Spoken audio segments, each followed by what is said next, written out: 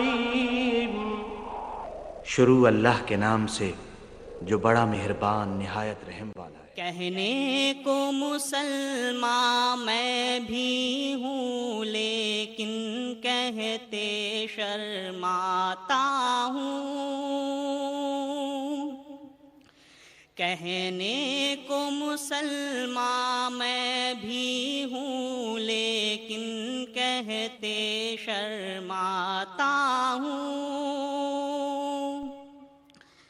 آباد ہوئی عشرت گاہیں ویران مساجد روتی ہیں، طاری ہے فضا پر موسیقی پامال اذانیں ہوتی ہیں، برباد فضائے مستقبل ماضی کی بہاریں سوتی ہیں، پھولوں کی بجائے کانٹوں میں شبنم کے شکستہ موتی ہیں۔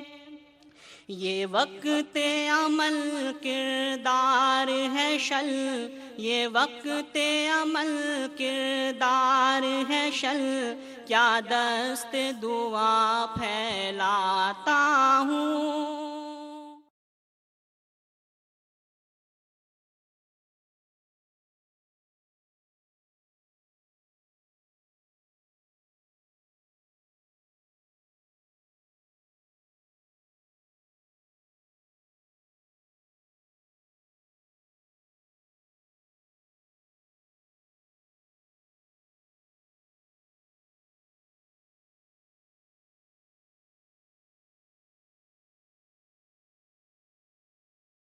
الحمد للہ رب العالمین الرحمن الرحیم مالک یوم الدین والصلاة والسلام علی سید المرسلین وصحابہ الطاہرین الی یوم الدین۔ قال اللہ تعالی فی کتابہ المجید والفرقان الحمید اعوذ باللہ من الشیطان الرجیم بسم اللہ الرحمن الرحیم کنتم خیر امت اخرجت للناس تأمرون بالمعروف وتنہون عن المنکر وتؤمنون باللہ۔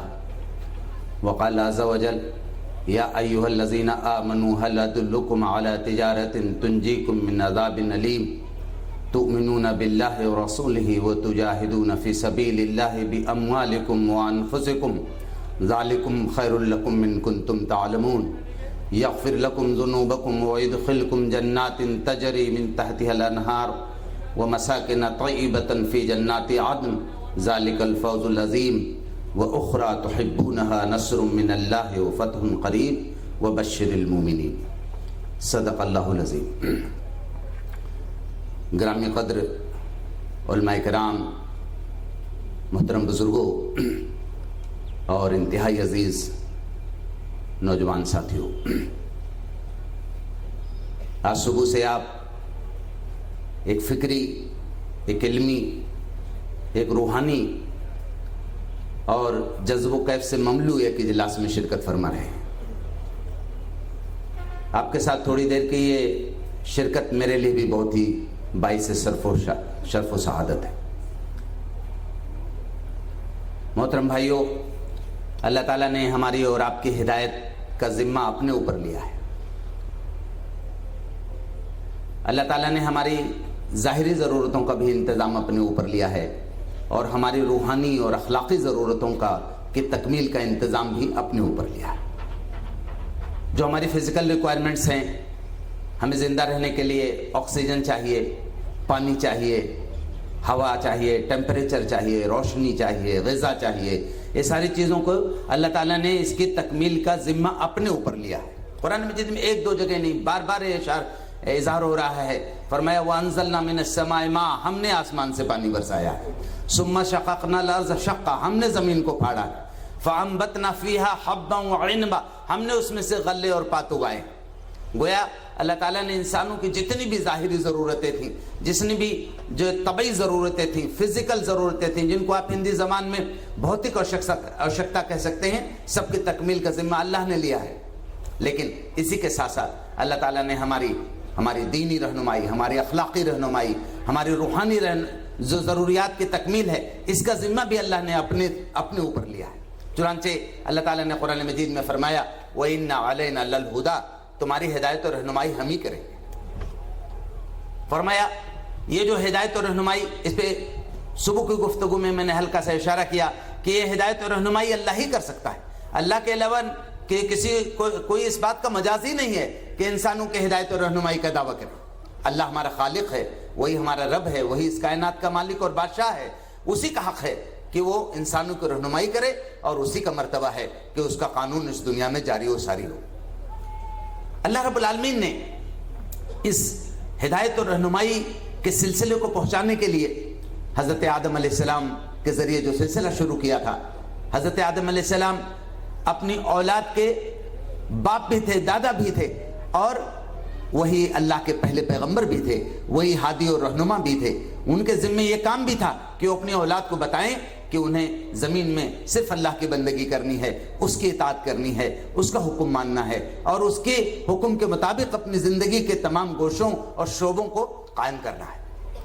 حضرت آدم علیہ السلام نے اپنی اولاد کو تلقین کی، اور ان کی اولاد زمین میں پھیلتی چلی گئی، لیکن ابلیس، شیطان، اس کی ذریت آدم کے اولاد کے پیچھے پڑی ہوئی تھی، وہ آدم کے بھی پیچھے پڑے تھے، تو دھیرے دھیرے ان کو کچھ کامیابی ملی۔ آدم کی اولاد دنیا کی لذتوں میں پھنس گئی، اور الگ الگ علاقوں میں رہ کر وہ اللہ کے اس پیغام کو جو آدم کے ذریعے ملا تھا اس کو بھولتی گئی۔ اللہ رب العالمین نے اپنے بندوں کے ساتھ رحمت کا معاملہ فرمایا، الگ الگ علاقوں میں الگ الگ نبی بھیجے، الگ الگ رسول بھیجے۔ قرآن مجید کے بیان سے معلوم ہوتا ہے کہ سیم ٹائم، ایک ہی وقت میں دنیا کے الگ الگ علاقوں میں کئی نبی موجود ہیں۔ یہ نبیوں اور رسولوں کا جو سلسلہ چلا، دھیرے دھیرے انسانی تمدن بھی جوان ہو رہا تھا، انسانیت بھی ایک ایسے مرحلے میں آ رہی تھی جو ہے جستجو کے نتیجے میں، اکتشاف کے نتیجے میں، ریسرچ کے نتیجے میں انسان دنیا کے وسائل و ذرائع کو سمجھ کر کے کچھ نئے چیپٹرز اپنی زندگی میں کھول رہا تھا۔ ایک ایسا وقت آنے والا تھا جب ساری دنیا ایک گاؤں بن جائے۔ آج کے ٹرم ہے کہ دنیا ایک گلوبل ویلیج ہے، لیکن اس گلوبل ویلیج کا تصور محمد رسول اللہ صلی اللہ علیہ وسلم پہ اترنے والی اس آیت نے واضح کر دیا تھا، وَمَا أَرْسَلْنَاكَ إِلَّا كَافَّةً لِلنَّاسِ بَشِيرًا وَنَذِيرًا۔ اے محمد، ہم نے آپ کو پوری انسانیت کے لیے بشیر و نذیر بنا کے بھیجا ہے۔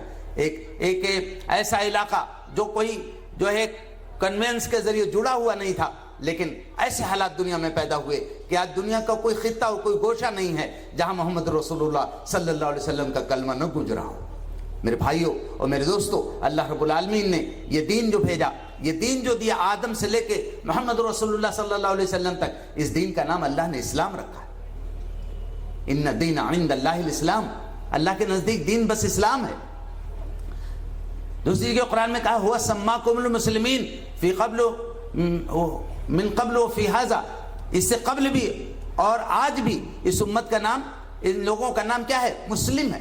سماکم المسلمین، ہمارا نام مسلمان ہے۔ یہ جو حضرت ابراہیم علیہ السلام کا واقعہ آپ پڑھتے ہیں، جس میں حضرت ابراہیم علیہ السلام کا اپنے فرزند حضرت اسماعیل علیہ السلام کے ساتھ کعبے کی دیوار اٹھا رہے تھے، قرآن نے وہ منظر کھینچا، وَإِذْ يَرْفَعُ إِبْرَاهِيمُ الْقَوَاعِدَ مِنَ الْبَيْتِ وَإِسْمَاعِيلُ، جب ابراہیم اور اسماعیل اس گھر کی دیوار اٹھا رہے تھے، وہ ایک دعا کر رہے تھے، ربنا وجعلنا مسلمین لک، اے ہمارے رب ہم دونوں کو اپنا مسلم رکھ، اس ذریت امت مسلمت لک، اور ہماری ذریت سے ایک امت مسلم اٹھا۔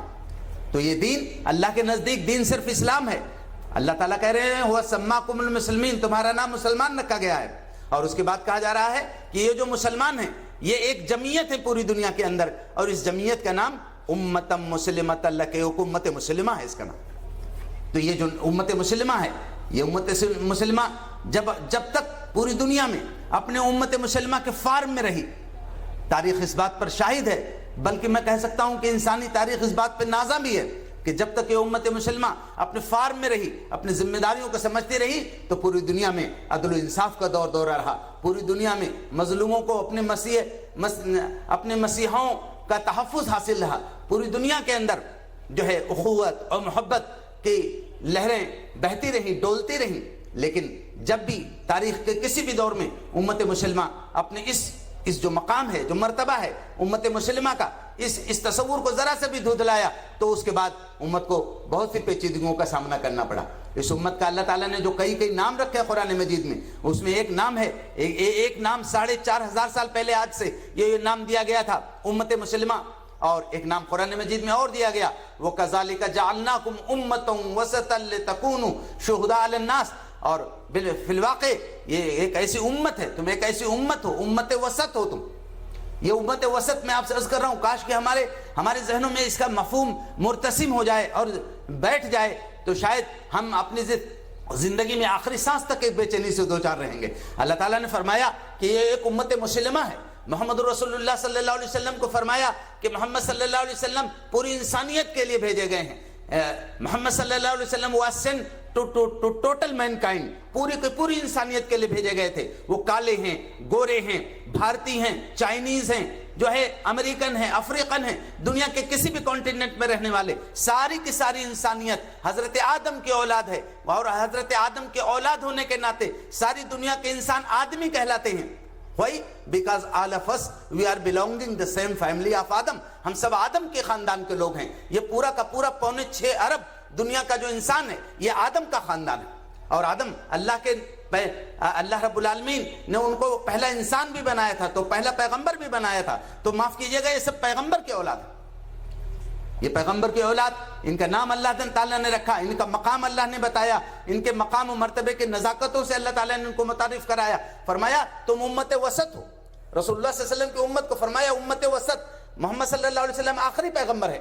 آخری پیغمبر کا کام یہ ہے اور ان کا مرتبہ یہ ہے کہ وہ قیامت تک کے لیے اب ان کے علاوہ کوئی نبی نہیں آئے گا، کوئی رسول نہیں آئے گا، گویا ان کا پیغام اور ان کی نبوت و رسالت قیامت تک کے لیے ہے۔ لیکن محمد صلی اللہ علیہ وسلم تو 63 سال کی زندگی گزار کے چلے گئے، اللہ نے ان کو بلا لیا، تو اب پوری انسانیت تک یہ میسج کیسے کنوے ہوگا، پوری انسانیت تک یہ پیغام کیسے جائے گا؟ اس کی ذمہ داری کس کی ہے؟ معاف کیجئے، اس کی ذمہ داری اسی امت مسلمہ کی، اسی امت کی ہے۔ اسی لیے اللہ تعالیٰ نے اس کو امت وسط بتایا، بیچ کی کڑی بتایا، انٹر لنکنگ کیریکٹر کے حامل بتایا۔ اب پوری انسانیت، اگر محمد صلی اللہ علیہ وسلم پوری انسانیت کے رہنما ہیں اور پوری انسانیت محمد صلی اللہ علیہ وسلم کا دور نہیں پا رہی ہے، تو کون محمد صلی اللہ علیہ وسلم سے اس پوری انسانیت کو جوڑے گا؟ یہ کردار ہے، یہ امت محمدیہ، محمد رسول اللہ صلی اللہ علیہ وسلم کی امت کو انعام دینا ہے۔ ایک اور بات بہت اہم اس کے اندر مفہوم ہے کہ وہ امت وسط، یہ اس معنی میں بھی یہ امت وسط ہے کہ یہ معتدل امت ہے، ایک بیلنسڈ امت ہے، ایک متوازن امت ہے۔ اس کے ہاں افراط و تفریط نہیں ہے۔ عیسائیوں نے کیا کیا؟ اللہ رب العالمین کی کتاب کو گٹمٹ کر دیا، اس میں اپنی باتیں ملا دی اور پیغمبر کو پوجنے لگے۔ یہودیوں نے کیا کیا؟ اللہ کی کتاب کو بہت دنوں تک ان کے پاس محفوظ رہی، 1500 سال تک، لیکن انہوں نے نبیوں کے شان میں گستاخی کی، نہ اللہ کے پیغمبروں کو قتل کیا۔ نتیجہ کیا ہوا؟ گمراہ ہو گئے۔ لیکن الحمدللہ ثم الحمدللہ یہ امت تمام تر دور زوال سے گزرنے کے باوجود الحمدللہ ان دونوں اساس پہ قائم ہے، یہ دونوں اساس اس کے پاس محفوظ ہیں۔ اللہ کی کتاب بھی محفوظ ہے اور محمد رسول اللہ صلی اللہ علیہ وسلم کی سیرت مبارکہ، آپ کا اسوہ، آپ کی زندگی کے ایک ادا، امت اس کو سینے سے لگائے ہے، اس کو دانتوں سے پکڑے ہے۔ کمزوریاں ہیں پوری دنیا میں، الگ الگ انداز کی کمزوریاں فکری بھی ہو سکتی ہیں، عملی اور اخلاقی بھی ہو سکتی ہیں، لیکن اصولی طور پر یہ امت مسلمہ ان دونوں چیزوں سے جڑی ہوئی ہے، اسی لیے اسے امت وسط کہا گیا، اسے بیلنسڈ امت کہا گیا۔ اس کے ہاں افراط و تفریط نہیں ہے میرے بھائیوں، اور اس کا وہ نام جو بڑا انقلابی نام ہے، فرمایا جو آیت میں نے آپ کے سامنے پڑھی، کنتم خیر امت اخرجت للناس تأمرون بالمعروف وتنہون عن المنکر، تم سب سے بہترین امت ہو، تمہیں لوگوں کے لیے نکالا گیا ہے۔ یہ کتنی بڑی بات ہے۔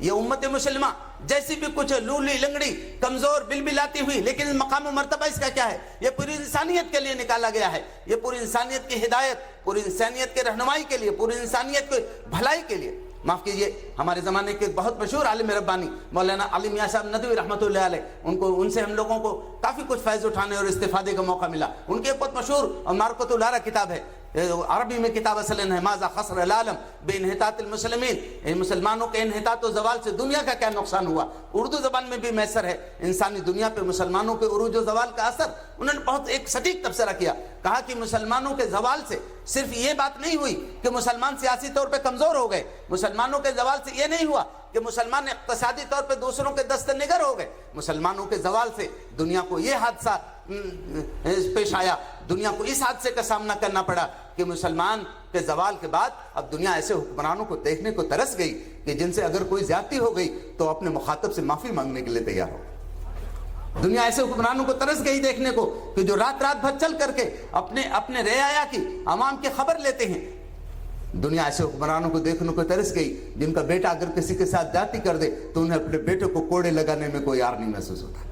یہ کیا دنیا کا نقصان نہیں ہے؟ یہ دنیا کا نقصان ہے۔ عدل و انصاف کا قیام نہ ہو، جو ہے اخوت و محبت کی فراوانی نہ ہو، کیا آپ سمجھتے ہیں صرف مسلمانوں کا نقصان ہے؟ پوری دنیا کا نقصان ہے۔ تو آج معاف کیجئے، اگر امت مسلمہ اپنے فار میں نہ ہو، اپنے شان میں نہ ہو، اپنی آن میں نہ ہو، تو اس کا نقصان صرف یہ نہیں ہے کہ امت مسلمہ پریشانیوں سے دوچار ہوگی، بلکہ اس کا نقصان پوری انسانیت کو بھوگنا پڑے گا۔ اس لیے اللہ رب العالمین نے کتنا پیارا، کتنا دلار والا انداز اللہ نے فرمایا اس امت کے لیے، کنتم خیر امتن، تم سب سے بہترین امت ہو۔ تمہیں تو سارے انسانوں کے لیے نکالا گیا ہے، ہدایت کے لیے بھی، اور ان کو بھلائیوں کا حکم دینا ہے، برائیوں سے روکنا، بھلائیوں کا حکم دینا ہے، برائیوں سے روکنا ہے۔ فرمایا تامرون بالمعروف وتنہون عن المنکر، تاکہ تم بھلائیوں کا حکم دو اور برائیوں سے روکو۔ یہاں میں آپ سے کیا عرض کروں، یہاں اگر علماء موجود ہوں انتہائی ادب کے ساتھ، بہت ہی ادب کے ساتھ معذرت کروں گا اس بات پر کہ ہم نے امت کا جو مقام تھا، جو مرتبہ تھا، ہم نے امت کو وہی نہیں بتایا، ہم نے امت کو یہی نہیں سمجھایا کہ تمہارا نام کیا ہے۔ میں تقریب فہم کے لیے آپ کو ایک لطیفہ سنا دوں کہ لکھنؤ نوابوں کا شہر ہے، تو کسی نواب کے ہاں ایک شور ہوا ہے ایک دن میں کہ جو ہے گھر میں سانپ نکل آیا ہے، تو ہنگامہ ہو گیا پورے گھر کے اندر۔ کنیز دوڑی آئی نواب صاحب کے مردانے میں اور کہا کہ حضور گھر میں سانپ نکل آیا ہے۔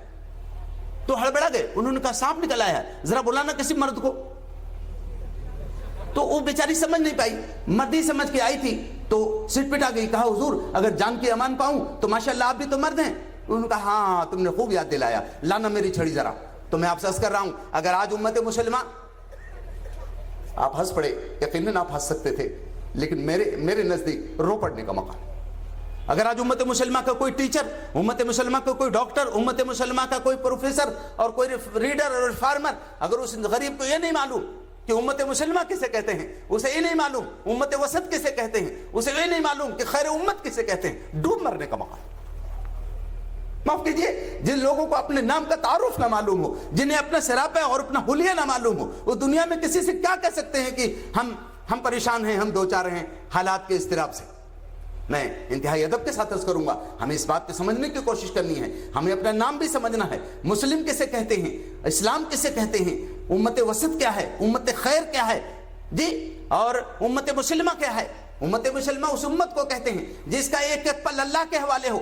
2.25 ارب کی امت پوری دنیا میں اللہ کے اشارے پہ کھڑی ہو جائے، اللہ کے اشارے پہ جھک جائے، اللہ کے اشارے پہ بول پڑے، اللہ کے اشارے پہ سردر کی بازی لگانے کو تیار ہو۔ آپ کیا سمجھتے ہیں، کیا دنیا میں کوئی اس سے آنکھ ملا سکتا ہے؟ لیکن معاف کیجئے، ہم اصولی طور پہ تو امت مسلمہ ہیں، لیکن عملاً اس وقت ہم امت مسلمہ کا کردار شاید ادا نہیں کر پا رہے ہیں۔ تو یہ ایک اصولی بات تھی جو میں نے آپ سے اس لیے کرنی ضروری سمجھی کہ اس کے بغیر امت کی وہ تاریخ، وہ تابناک تاریخ، وہ انسپائرنگ جو ہمارا ماضی ہے، اس کو ہم سمجھ بھی نہیں سکتے۔ اللہ رب العالمین نے اپنے نبی کو جس مقصد کے لیے بھیجا، نبی پاک صلی اللہ علیہ وسلم نے صحابہ کے اندر جو ایمانی شوق پیدا کیا، جو ایمانی جنون پیدا کیا، اس کا آپ دیکھیں کہ تعلیم کے حصول کے لیے نبی پاک صلی اللہ علیہ وسلم کے ایک ایک زبان مبارک سے نکلے ایک ایک جملے کو محفوظ کرنے کے لیے کم سے کم 300 لوگوں کی تعداد بتائی جاتی ہے جو اصحاب صفہ میں بیک وقت کبھی کبھی رہا کیے ہیں۔ چبوترا تھا، کبھی چبوترے پہ نہیں جگہ ملتی، زمین ہی پہ لیٹ جاتے۔ حضرت ابو ہریرہ رضی اللہ عنہ کی روایت باقاعدہ حدیث کی کتابوں میں موجود ہے، وہ کہتے ہیں کہ میں کئی ٹائم سے میں بھوکا تھا اور میں لوگوں سے مسئلہ پوچھتا، حضرت ابو بکر سے پوچھا مسئلہ، حضرت عمر سے پوچھا مسئلہ، سمجھ نہیں سکے وہ میری کیفیت، مسئلہ بتا کر کے جواب بتا کے چلے گئے۔ اللہ کے نبی آئے، میری بھوک سے حالت غیر تھی، میں نے ایک سوال کا ایک مسئلہ پوچھا، اللہ کے نبی نے میرے چہرے کو غور سے دیکھا اور کہا تم بھوکے ہو کیا؟ کہتے ہیں کہ میری آنکھوں میں آنسو آ گئے۔ میں نے کہا اللہ کے رسول آپ نے صحیح پہچانا ہے۔ آپ ان کو لے کے گئے ایک جگہ، ایک صحابی کو کہا، انہوں نے کھانا تیار کرایا، ان کو کھانا کھلایا۔ میں صرف یہ بات کر رہا ہوں، یہ حضرت ابو ہریرہ ہیں، سب سے زیادہ حدیثیں کتب حدیث میں ان سے روایت ہیں۔ یہ جو جنون پیدا کیا محمد رسول اللہ صلی اللہ علیہ وسلم نے، کہ آج محمد رسول اللہ صلی اللہ علیہ وسلم کی زندگی کا ایک ایک گوشہ محفوظ ہے۔ میں آپ کو صرف جو ہمارے طلبہ ہیں ان کے تشویق کے لیے ایک بات کہنی چاہتا ہوں ہمارے علاقے میں ایک عالم ہے, انہوں نے اللہ کے نبی پہ کتابیں لکھی. ایک کتاب لکھی, اس کا نام ہے تبسم ہائے نبوی. محمد رسول اللہ صلی اللہ علیہ وسلم کب کب آپ تبسم فرمائے, کب کب آپ ہنسے, کب کب آپ مسکرائے, اس چیز کا ذکر ہے. کیسی دیوانگی تھی, کیسا تعلق تھا, کیا شوق تھا کہ اپنے رہنما, اپنے مرشد, اپنے آقا کی ایک ایک چیز, ایک ایک ادا کو محفوظ رکھا گیا. تو یہ چیز, یہ دور اول کی وہ بات ہے جو دنیا کے کسی قوم کے بس میں نہیں اس طرح کا نمونہ پیش کر پانا. اللہ کے نبی صلی اللہ علیہ وسلم نے یہ جو صفہ کے جو درسگاہ تھی, آج اتفاق سے آپ شاید صفہ کالج میں یا صفہ اسکول میں اس کے گراؤنڈ میں موجود ہیں. کاش کہ اللہ تعالیٰ ہمارے اس بیٹھنے کو اسی چبوترے سے نسبت دیتے. میرے بھائیوں اور میرے دوستوں, یہ شوق اور یہ علم, اس کے بعد جو ان لوگوں نے کیا, آپ اگر دیکھیں تو ایمان جب ملا ان لوگوں کو تو کس درجے کی استقامت دکھائی. استقامت ایسی دکھائی, میرے پاس الفاظ نہیں ہیں کہ میں ان کو خراج تحسین پیش کر سکوں, لیکن میں آپ کو ایک واقعہ سنانا چاہتا ہوں. کس درجے کی استقامت دکھائی, پوری دنیا دنگ ہے اس پر. میں ایک انگریز کو پڑھ رہا تھا, اس نے کتاب لکھی ہے, بلال ابن رباح اس کتاب کا نام ہے. شروع کیا ہے, علامہ اقبال نے اس کتاب کا ذکر کیا ہے باقاعدہ. اس نے لکھا کہ بلال, اس انگریز نے بلال کو مخاطب کر کے لکھا, بلال آج سے 1300 سال پہلے جب افریقہ کے کسی جنگلی گاؤں میں قریش کے سردار پہنچے ہوں گے اور پیسہ دے کر کے تیرے گلے میں غلامی کا پھندا ڈالا ہوگا رسم کے طور پر, اور تجھے لے کے آنے کے لیے تیار ہوئے ہوں گے, تو ان نادانوں کو کیا معلوم تھا کہ اس بہانے سے تجھے کہاں لے جا رہے ہیں. اس بہانے سے وہ تجھے محمد رسول اللہ صلی اللہ علیہ وسلم کی صحبت اور آپ کے دربار میں اور آپ کی درسگاہ میں لے جا رہے تھے. یہ بلال ہیں, ایمان لائے. آپ پڑھ لیجئے تاریخ کو کہ حضرت بلال رضی اللہ عنہ کا ایک واقعہ لکھا مورخین نے کہ ایک دن ان کے گلے میں پھندا ڈالا کفار نے, اور گھسیٹتے رہے. پوری اوباش قسم کے لڑکے تھے, پوری پیٹھ ایک دم لتھڑ گئی, اور اس کے بعد دور لے کے گر گئے. میدان میں کنکریاں بچھائیں, پیٹھ کے بل کنکریوں پر پیٹھ کے بل ان کو لیٹا دیا. اس کے بعد پتھر, بہت بڑا پتھر لڑکا کے لائے, پیٹھ سینے پہ رکھ دیا. کیفیتیں بن گئی کہ زبان ترچھی ہو کر کے باہر نکلا.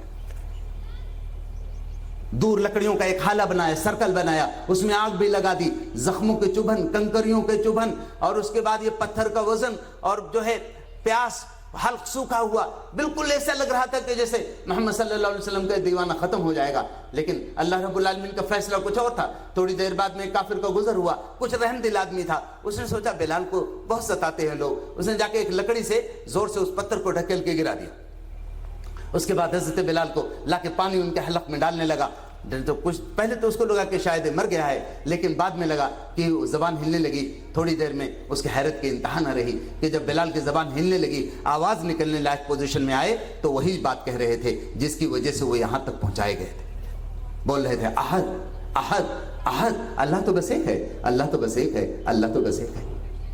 وہ تھوڑا ہمدرد آدمی تھا, رحم دل آدمی رہا ہوگا کچھ. اس نے بلال کو لے جا کے کندھے کا سہارا لے کر کے آبادی کی طرف لے گیا, اور ایسے بولا, کہا بلال کیوں نہیں تم محمد کا ساتھ چھوڑ دیتے, کیا ملا تمہیں محمد کا ساتھ لے کر, روزانہ تم پر یہی درگت ہوتی ہے, تم پر ایسے ہی ظلم کے پہاڑ توڑے جاتے ہیں, تم کیوں نہیں ان کا ساتھ چھوڑ دیتے صلی اللہ علیہ وسلم. بلال نے, روایت میں آتا ہے کہ بلال نے اس آدمی کے کندھے پہ ایسے ہاتھ رکھ دیا, آنکھوں میں آنکھیں ڈال کے بولے, کہا میرے بھائی تم بازار میں مٹی کا 2 پیسے کا برتن خریدتے ہو تو اس کو ٹھوک بجا کے دیکھتے ہو کہ کہیں اس میں کوئی کھوٹ تو نہیں ہے, تو میرے رب نے مجھ کو جنت کے بدلے میں خرید لیا ہے. میرا رب مجھ کو ٹھوک بجا کے دیکھ رہا ہے کہ میرے بلال میں کہیں کوئی کھوٹ تو نہیں. میرے ساتھیوں, یہ تو بلال ہیں. آپ دیکھیں گے ایک دوسرے صحابی ہیں حضرت خباب رضی اللہ عنہ. حضرت عمر کے زمانے کی وہ روایت ہے کہ حضرت عمر رضی اللہ عنہ کے ہاں لوگ کھانا کھا رہے تھے. حضرت بلال بھی اس دعوت طعام میں شریک تھے, صرف کندھا تہبند پہنے ہوئے تھے, کرتا نہیں تھا. حضرت عمر نے دیکھا بلال کے خباب کی پیٹھ سفید ہو رہی ہے, پوچھا خباب تمہاری پیٹھ میں کچھ ہو گیا؟ حضرت خباب نے مسکرا کے ٹال دیا, کہا امیر المومنین کوئی خاص بات نہیں ہے. کہا نہیں تمہیں بتانا پڑے گا, یا تو تمہارے ساتھ کوئی حادثہ ہو گیا ہے اور یا تو تمہیں کوئی بیماری لاحق. حضرت خباب نے اپنا ہاتھ اٹھا لیا, آواز ایک دم رک گئی, کہنے لگے امیر المومنین قصہ ان دنوں کا ہے جب میں اللہ کے نبی صلی اللہ علیہ وسلم پر ایمان لایا تو میرے چچا نے کوئلے کے انگارے دہکائے اور لوگوں کی مدد سے ان انگاروں پہ مجھ کو لٹا دیا, اور میرے سینے پہ تب تک کھڑے رہے جب تک کہ میری پیٹھ کی چربی نے ان انگاروں کو بجھا نہیں دی.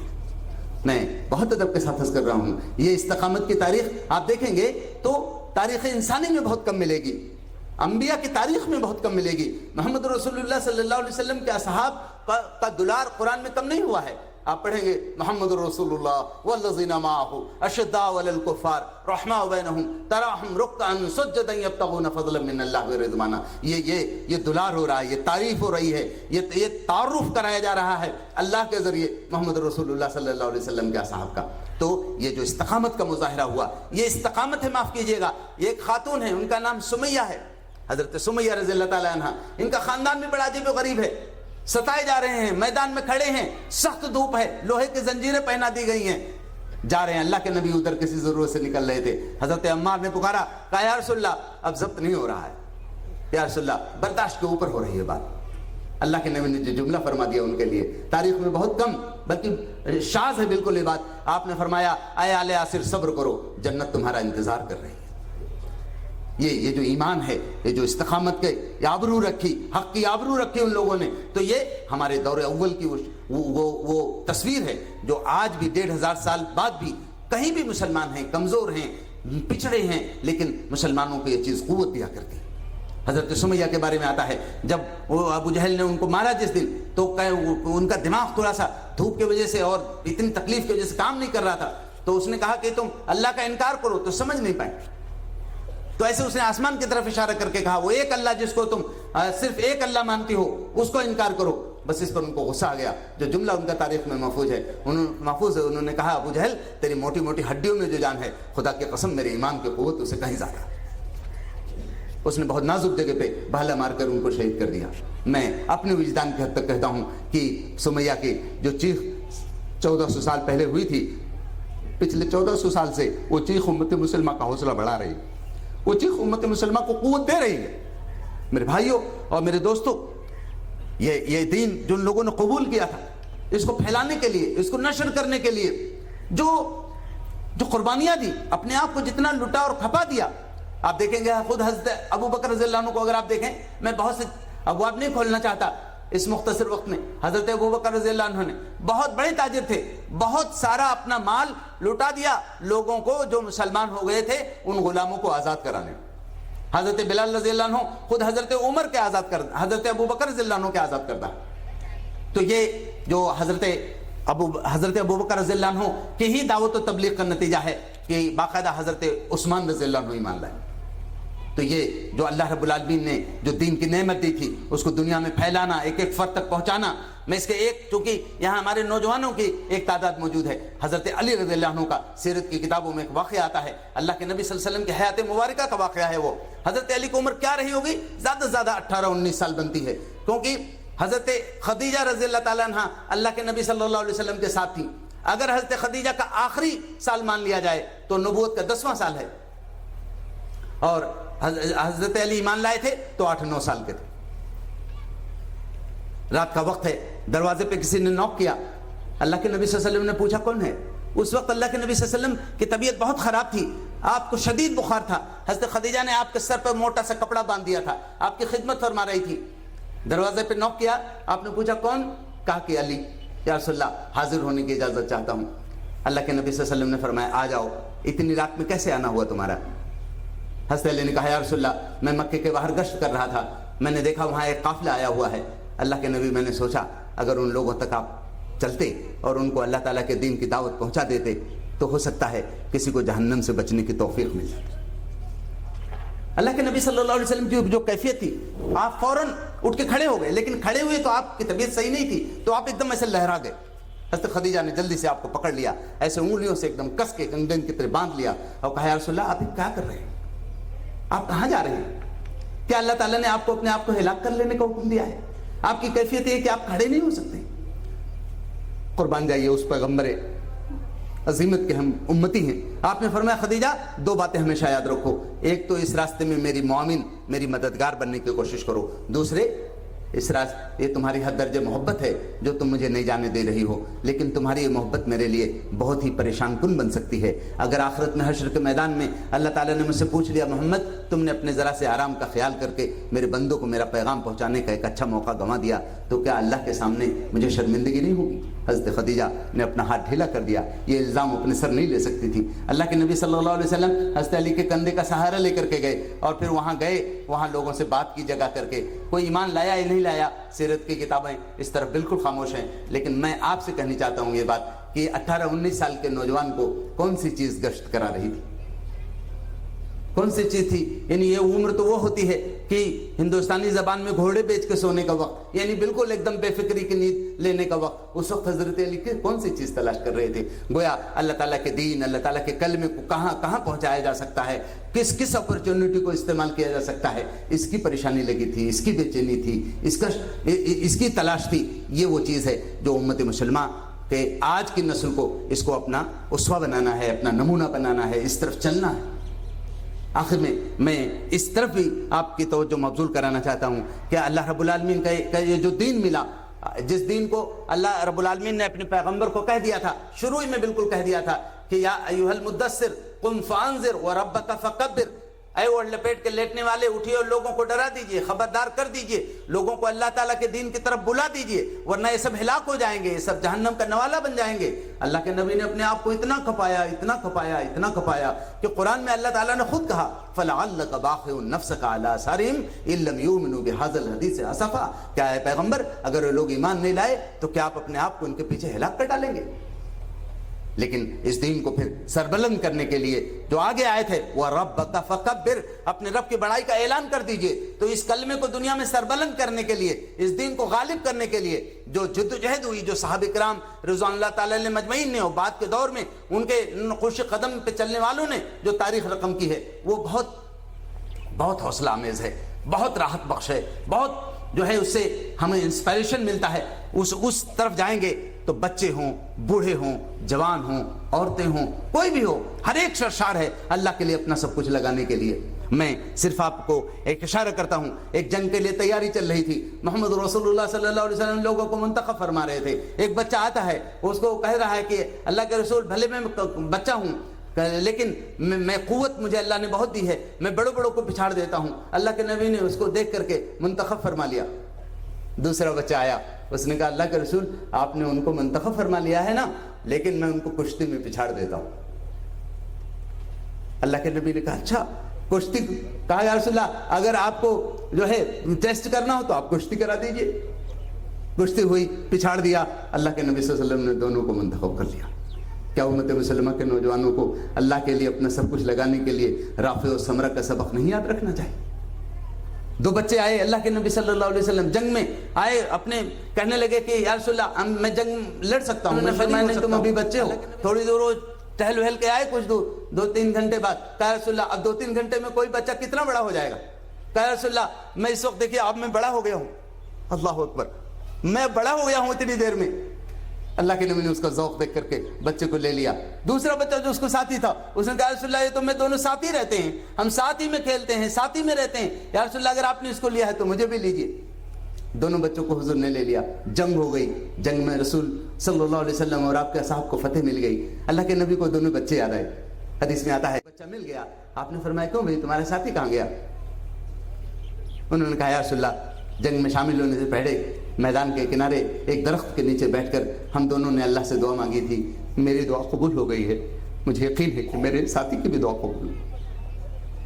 اللہ کے نبی نے پوچھا کہ وہ کیا دعا تھی؟ وہ کیا دعا تھی؟ انہوں نے کہا کہ اللہ کے رسول میں نے دعا کی تھی کہ اے اللہ تعالیٰ مجھے فاتح بنانا، اے اللہ فتح کے بعد غازی بن کر کے، فاتح بن کر کے میں واپس جاؤں اور لوگوں کی دعائیں ملے، لوگوں کے حوصلہ افزائی ملے۔ اللہ کے رسول میری دعا قبول ہوئی ہے۔ میرے بھائی نے دعا کی تھی کہ اے اللہ میں اس طرح لڑوں آج کہ لڑنے کا حق ادا ہو جائے، اور اے اللہ میرا ہاتھ کہیں ہو، میرا پاؤں کہیں ہو، میرا سر کہیں ہو۔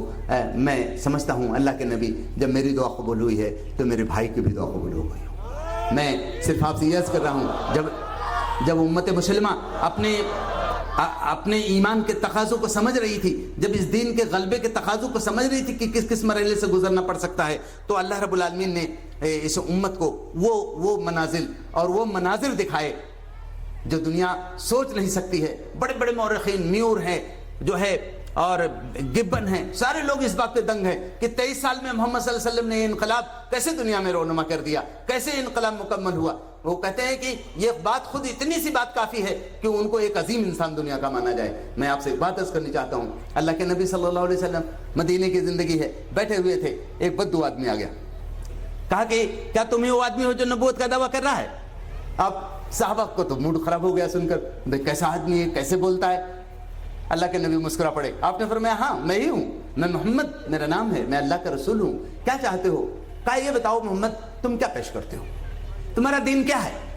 اللہ کے نبی صلی اللہ علیہ وسلم، یعنی صحابہ کا بالکل لہجہ بالکل الگ ان کا رخ ہو گیا تھا، لیکن اللہ کے نبی مسکراتے ہوئے آپ نے فرمایا کہ دیکھو مجھے اللہ نے اپنا پیغمبر بنایا ہے، مجھے یہ حکم دے کے بھیجا ہے میں تمام انسانوں کو صرف اللہ کی بندگی کی طرف بلاؤں۔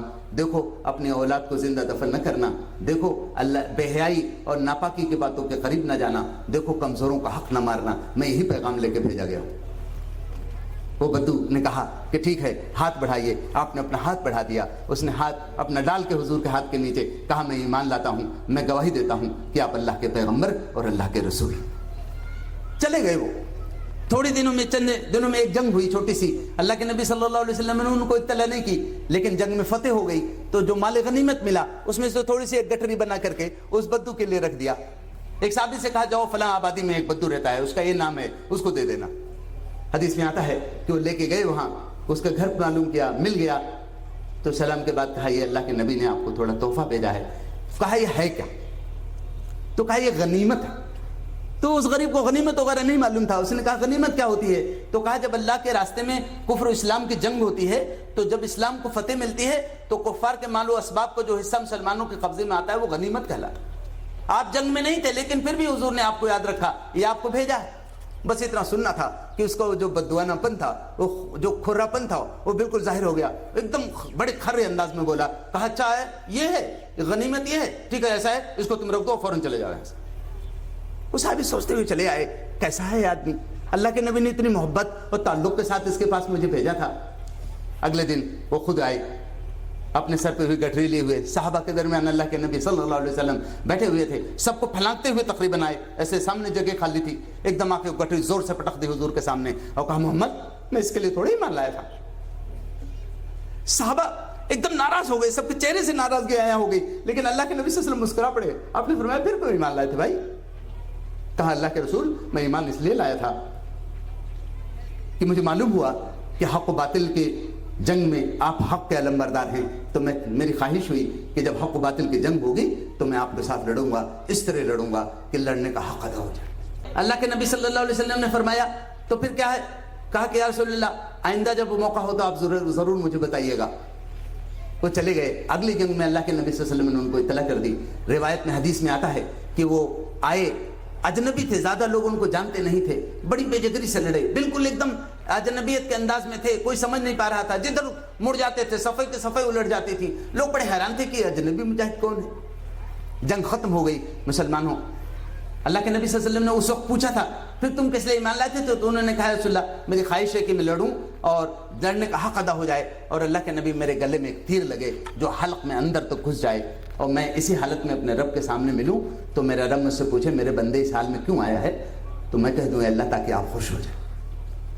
حدیث میں آتا ہے اگلی جنگ میں جب وہ آئے اور لڑے اور مسلمانوں کو فتح مل گئی، اس کے بعد شہداء اور زخمیوں کو جب اکٹھا کیا جانے لگا تو ایک لاش کے پاس پہنچ کر کے صحابہ ایک دم ٹھٹک گئے۔ ایک آدمی پڑا ہوا تھا، اس کے گلے میں اندر تک تیر چبھا ہوا تھا، اس کا چہرہ بالکل ہنس رہا تھا، بعض روایت میں آتا ہے کہ جیسے لگتا تھا ابھی کھل کھلا کے ہنس دے گا، لوگ ایک دم رک گئے، کہا رکو، اللہ کے نبی صلی اللہ علیہ وسلم کو بلایا گیا، آپ نے فرمایا، لوگ پہچان بھی نہیں پا رہے تھے اس کو، اللہ کے نبی صلی اللہ علیہ وسلم آئے، لپکتے ہوئے آئے، جیسے ہی آپ نے دیکھا آپ نے فرمایا ارے یہ تو وہ بدو ہے۔ اس کے بعد جو آپ نے جملہ اس آدمی کے لیے کہا ہے، میں آپ سے کہنا چاہتا ہوں یہ بات کہ اللہ تعالیٰ اس جملے کے ذریعے 1500 سال بعد آج جب امت مسلمہ بہت دبک گئی ہے، حوصلے بہت ٹوٹ چکے ہیں، کاش کہ اللہ تعالیٰ اس جملے کے ذریعے ہمارے ایمان کو زندہ فرما دے۔ اللہ کے نبی صلی اللہ علیہ وسلم نے فرمایا کہ خدا کی قسم اس نے اللہ کی تصدیق کی تھی تو آج اللہ نے اس کی تصدیق کر دی ہے، اس نے اللہ کی تصدیق کی تھی تو آج اللہ نے اس کی تصدیق کر دی۔ میں انتہائی ادب کے ساتھ کرنی چاہتا ہوں. یہ وہ سیل ہے, یہ وہ صف ہے. اس صف نے جب ایمان اور یقین کا, اللہ کے لیے اپنا سب کچھ لگانے کا جب حق ادا کیا تو اللہ تعالیٰ نے وہ غلبہ عطا کیا کہ لوگ دنگ ہیں آج تک. مورخین دنگ ہیں, تجزیہ کار دنگ ہیں, فلاسفرز دنگ ہیں کہ اتنے چھوٹے عرصے میں اتنا بڑا انقلاب کیسے آیا.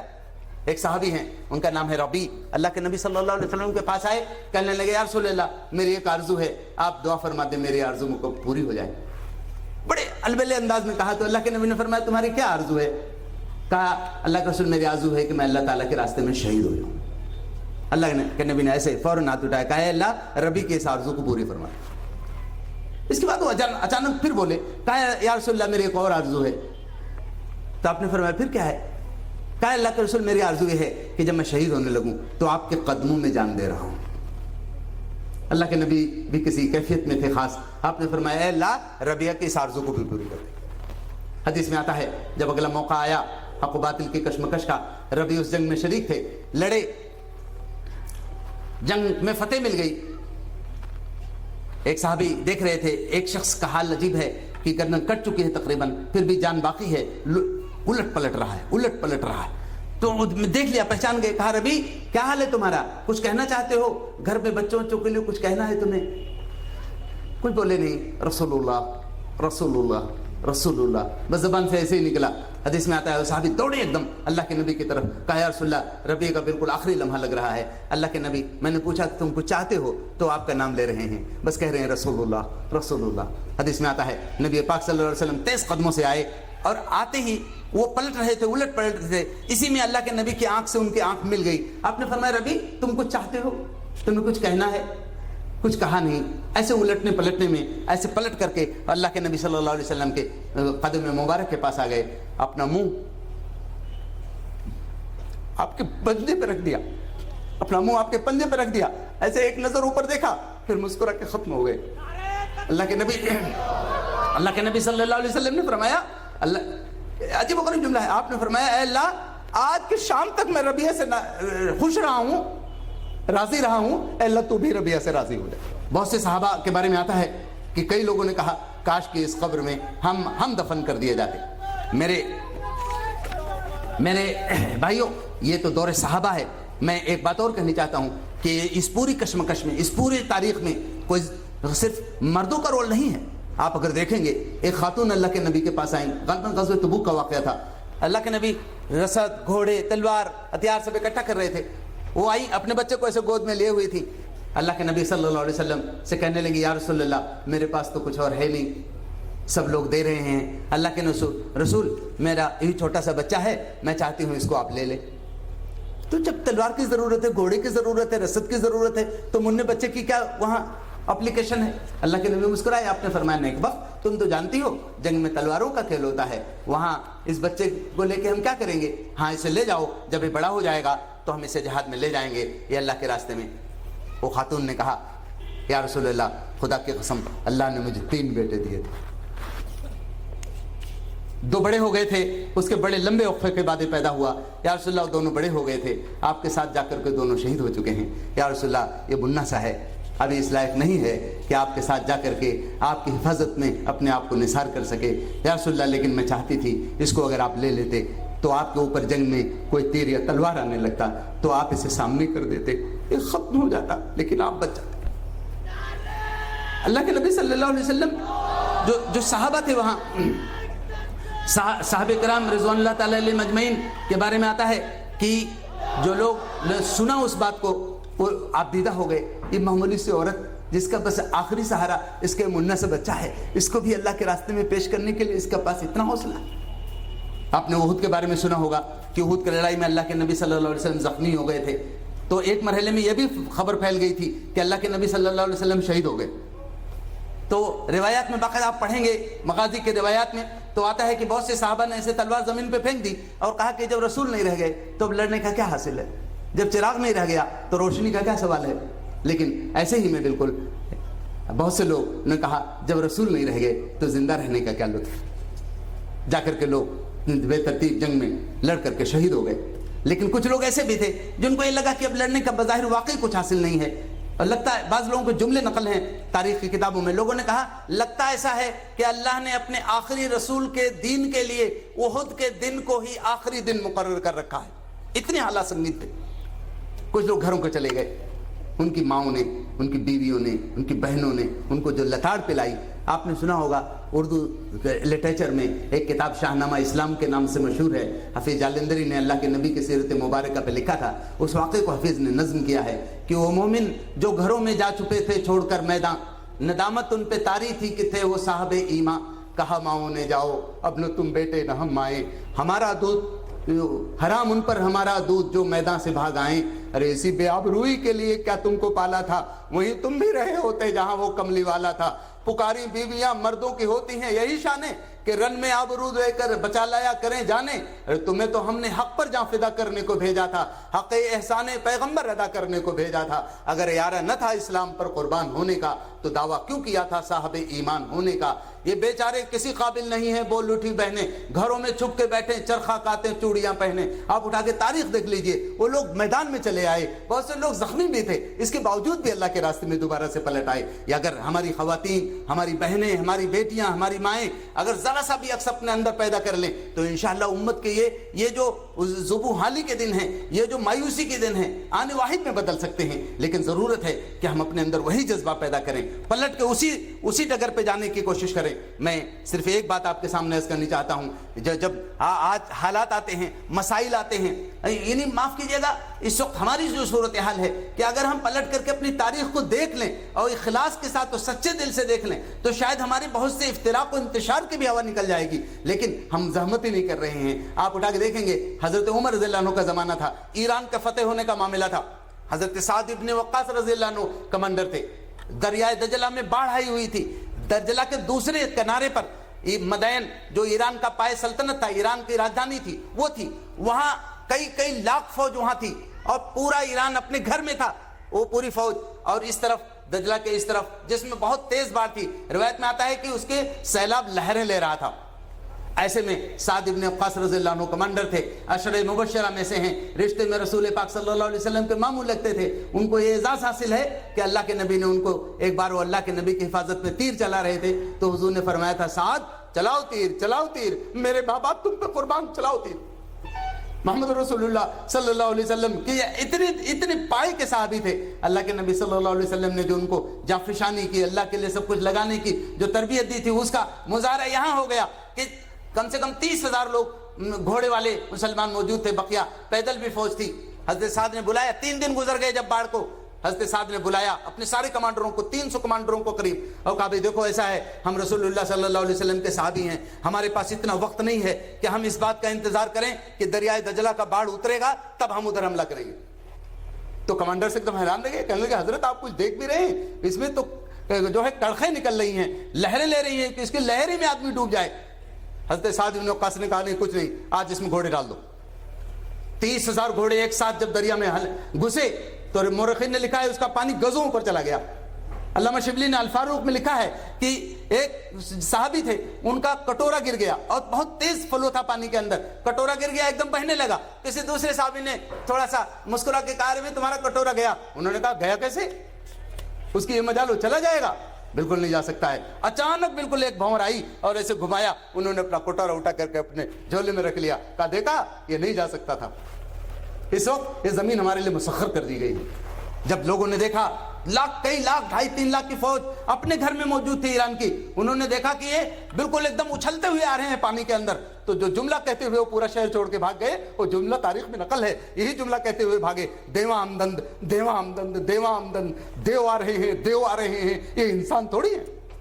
میں صرف یہ بات عرض کر رہا ہوں کہ ہمیں اپنی تاریخ کو اس طرح جاننا چاہیے، ہمیں اپنی تاریخ کو سمجھنا چاہیے۔ میں آخر کے ایک بات آپ سے عرض کر دوں، مسلمانوں نے کیسے کیسے نمونے چھوڑے۔ حضرت عمر بن عبدالعزیز رحمۃ اللہ علیہ کا زمانہ ہے، میں اپنے ساتھیوں سے کہوں گا موقع مل جائے تو کہیں دیکھ کے آپ پڑھیں۔ ایک زمانے میں ہمارا طالب علمی کا زمانہ تھا، مولانا علی میاں صاحب نے ایک مضمون لکھا، اس مضمون کا عنوان ہی بڑا عجیب غریب و دنگیز تھا۔ ان کا ایک خاص کیفیت تھی، کبھی کبھی ایک وجد میں آتے تھے تو بڑی عجیب و غریب تحریر لکھتے تھے۔ وہ عنوان تھا اور سمرقند مسلمان ہو گیا۔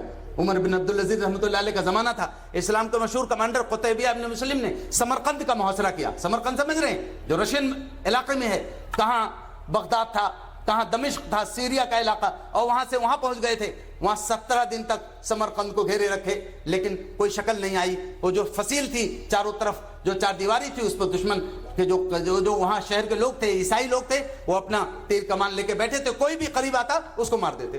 اب مسلمانوں کے لیے کوئی چارہ نہیں تھا.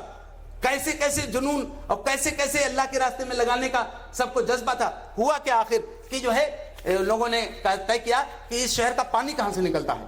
وہ پانی نکلنے کا راستہ دیکھا, اور اس کے بعد کئی لوگوں نے جو ہے سانس بھرنے کی جو ہے مشق کی, اور اس کے بعد ایک دن رات کی بالکل گہری تاریکی تھی, اس میں کافی دور اس میں گھس گئے, ناک بند کر کے اپنا گھستے چلے گئے, اور اندر جا کر کے جو ہے گیٹ پہ پہنچ کر کے ان لوگوں کو جو پہرے دار تھے ان کو ختم کر دیا اور گیٹ کھول دیا.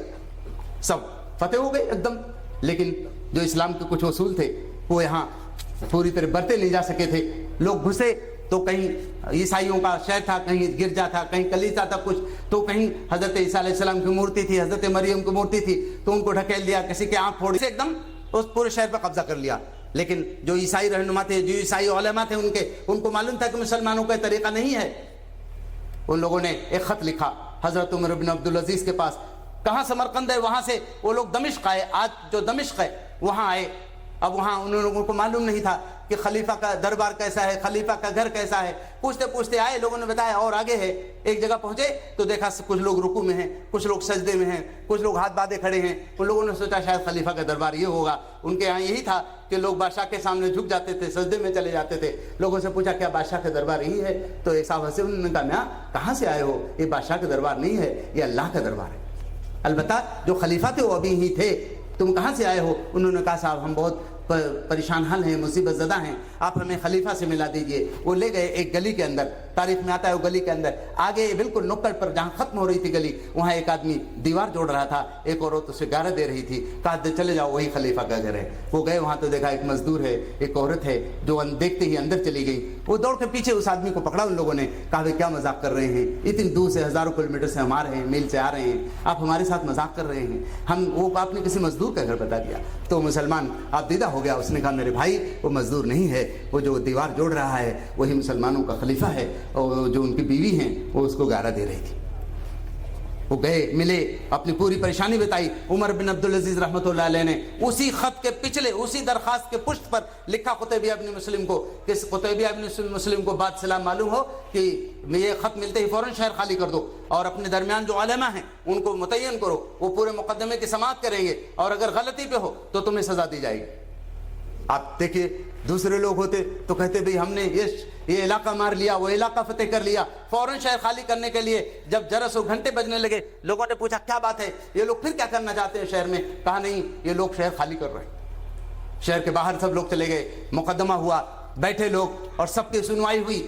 جو علماء تھے جو ابھی قتیبیہ ابن مسلم کی قیادت میں لڑ رہے تھے, انہی علماء نے قتیبیہ ابن مسلم کے خلاف فیصلہ دے دیا. انہوں نے کہا کہ دیکھیں اسلام کا طریقہ یہ تھا کہ ہم کسی شہر پہ آتے, وہاں کے باشندوں کو اسلام پیش کرتے, وہ نہیں مانتے, نہیں قبول کرتے تو ہم انہیں جزیہ دے کر کے اپنے خلیفہ کے ماتحت آنے کی دعوت دیتے. یہ بھی نہیں ہوا تو اس کے بعد جو پھر تلوار فیصلہ کرتی, لیکن ہم نے طریقہ نہیں اختیار کیا.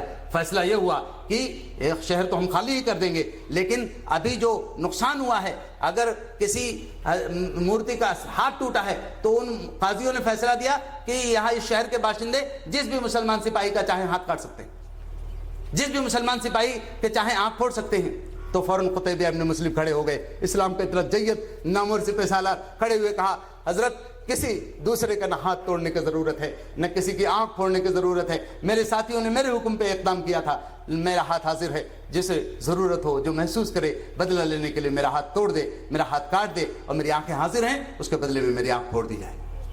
جو لوگ تھے انہوں نے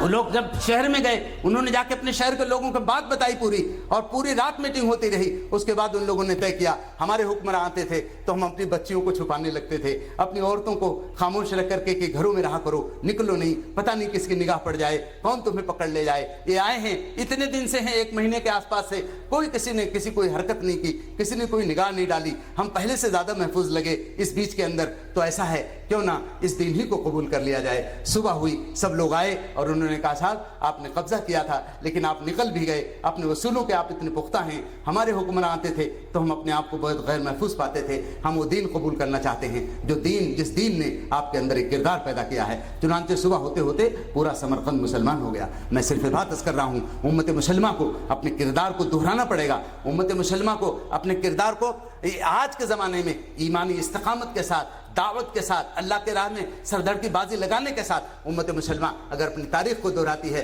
تو میں اللہ کے ذات سے پوری طرح سے امید رکھتے ہوئے بات کر سکتا ہوں کہ تاریخ پھر اپنے آپ کو دہرا دے گی اور پھر غلبہ اسلام اور اللہ رب العالمین کے دین کے شریعت کے اجرا کا زمانہ آئے گا اور دنیا پھر عدل اور جو ہے محبت اور اخوت اور بھائی چارے سے معمور ہو جائے گی. انصاف کا بول بالا ہوگا, اللہ کا کلمہ سربلند ہوگا دنیا کے اندر. اللہ تعالی ہمیں ان حالات سے سبق لینے اور اپنے آپ کو اس مقصد کے لیے پورے تندہی کے ساتھ تیار کرنے کی توفیق عطا فرمائے. وآخر دعوانا ان الحمدللہ رب العالمین. السلام علیکم ورحمۃ اللہ وبرکاتہ.